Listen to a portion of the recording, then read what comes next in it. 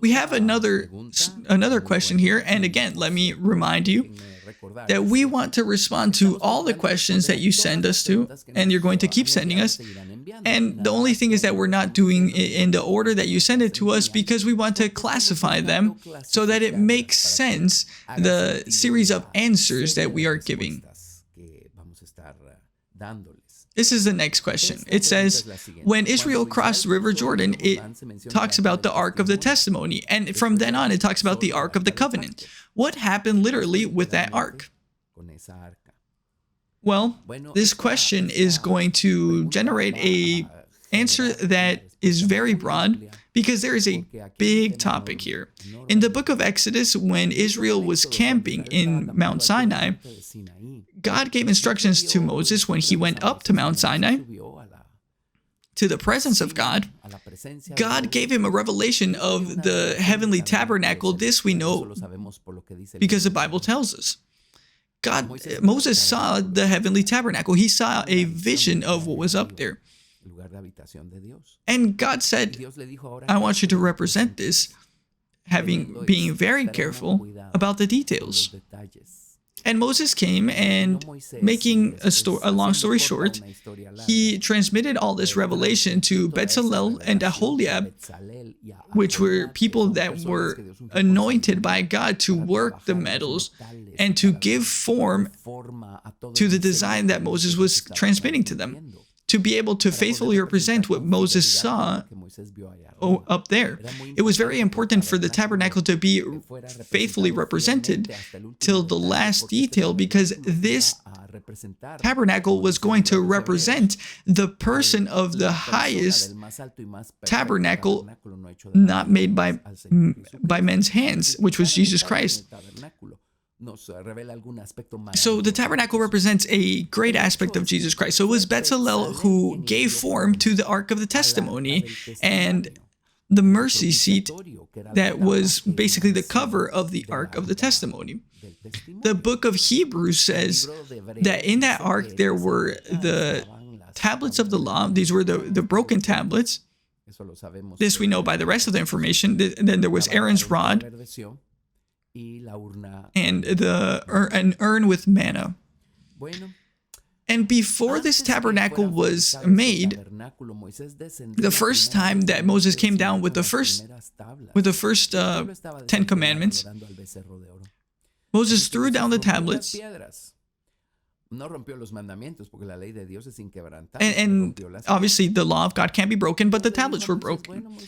And so after that, Moses went up again 40 days and 40 nights. And it's very interesting because those first tablets that God prepared the stones, God wrote with his finger on those tablets.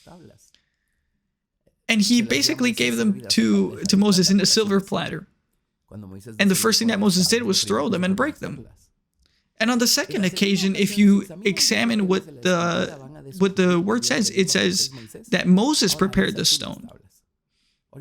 He found the rocks, he prepared the stone tablets, and on one side it says where God wrote on those tablets, and on another place it says that Moses wrote on the tablets. So obviously God was behind and used Moses' hand to write. When Moses came down with those tablets, he took care of those tablets. And something that didn't happen the first time was that his face was shining. And this is a lesson to all of us. If the word of God is only a theory and we haven't had an experience with us, we're not going to appreciate it in the same way. We're going to throw it on the ground when we don't like something. But when we have an experience with the Word of God, as Moses had the second occasion that he went up to Mount Sinai, our face is going to shine because the experience is going to bring a change, a transformation to our life. It's going to bring light, joy, love. That word is going to be taken care of by us because it's going to have been made part of us. Now, if you read this topic slowly and carefully, it says, God says to Moses to make an ark out of acacia wood. Now, the ark that Bezalel made, it was an ark made with acacia wood that was covered by gold, and it had this mercy seat upon it. This is the one that Bezalel made. But on this second occasion, God said, make an ark out of acacia wood. It was only made of wood. It wasn't covered by gold. The walls weren't covered by gold. And we don't read of any cover that went on top of that or a mercy seat. So that's where Moses put the second tablets of the law. Now, when it was time for Israel to start marching towards Canaan, in the book of Numbers, we see the order that they would march in. First was the camp of Judah, Issachar, and Zebulun. After them was the camp of Reuben, which was Reuben, Simeon, and Gad. Then were the Levites, the sons of Kohath, Gerson, and Merari, and they had the tabernacle. They had some of them had the structures, some of them had the coverings, and the sons of Kohath had the actual pieces of furniture, and they had the Ark of the Testimony. And if we read this, we're going to see how they covered those pieces of furniture and how it was that they would travel with these pieces of furniture. After the tabernacle, it was the camp of Ephraim, which was Ephraim, Manasseh, and Benjamin that went after. And finally, it was the camp of Dan, which was Asher and Naphtali. So the pieces of furniture were in the middle.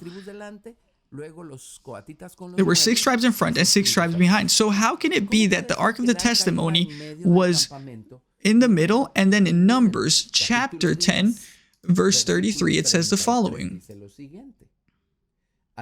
And they departed from the mount of the Lord 3 days' journey, and the ark of the covenant of the Lord went before them in 3 days' journey to search out a resting place for them. And the cloud of the Lord was upon them by day when they went out of the camp. And it came to pass when the ark set forward that Moses said, Rise up, Lord, and let thine enemies be scattered, and let them that hate thee flee before thee. And when it rested, he said, Return, O Lord, unto the many thousands of Israel. So how can the Ark of the Testimony, or how can the Ark be in the middle of this order? And now we find ourselves with the Ark being at the forefront of this line, if you see it this way. The Ark of the Testimony was part of the sanctuary. The Ark of the Covenant was the Ark of acacia wood that Moses made with his hands, where the second tablets of the law were the ones that weren't broken. And that Ark did not have a mercy seat. It didn't have a covering. So, for example, already in the land of Canaan, when the Philistines stole the ark that they stole was the Ark of the Covenant, which didn't have the mercy seat. When they returned it to the camp of the Israelites, I think it was in the house of Joshua. They received it and they saw within it because there wasn't a covering over it.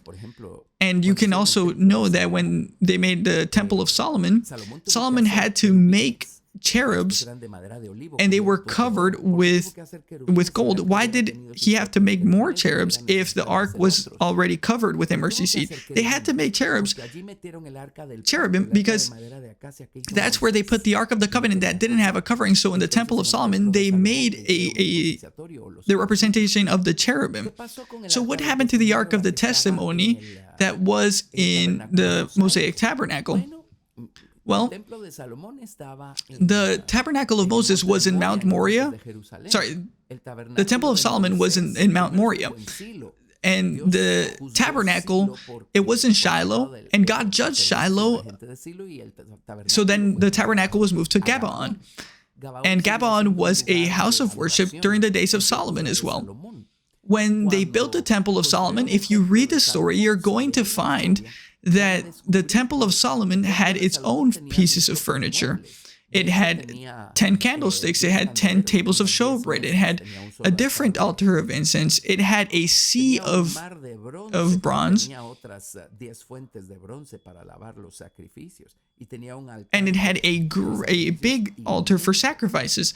So what happened to the pieces of furniture of the tabernacle? When they inaugurated the temple, it says that Solomon brought the tabernacle and put it within the temple. So this means that the pieces of furniture were within the temple, somewhere in the temple. They made a space for those pieces of furniture to be within the temple.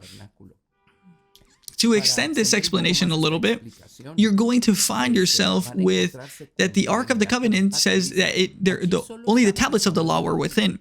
So where can you explain that the urn and the rod of the staff of Aaron, where did they go? That proves that there were two arks. And the Ark of Testimony, the tabernacle represents the spiritual stature of the Son, and the Temple of Solomon represents the spiritual stature of the Father. In one sense, both of their statures are similar, but in the Temple of Solomon, everything was greater in number, in dimensions. And Jesus said, "The Father is greater than I." So the tabernacle of Moses and the temple of Solomon represent the fact that when Jesus Christ grows within us, he wants to take us to the house of the Father. The tabernacle of Moses was incorporated into the temple of Solomon, and the pieces of furniture were there. In the same way, when Jesus Christ, the tabernacle, converts us into a living sanctuary and he grows within us, the purpose is to take us to the house of the Father, which was represented in the Temple of Solomon. So that solves the mystery as to this apparent discrepancies. In the Bible, there are no discrepancies. All that we have to do is study well and understand what it is that God is trying to do, or what he's trying to explain. So thank you for this question, because it generated a explanation that we have already heard. Thank you for listening to Questions and Answers with Reverend Carlos Stahl. Remember that you can participate by sending your questions to the email in the description below. And stay tuned, because your question could be the next one to be answered.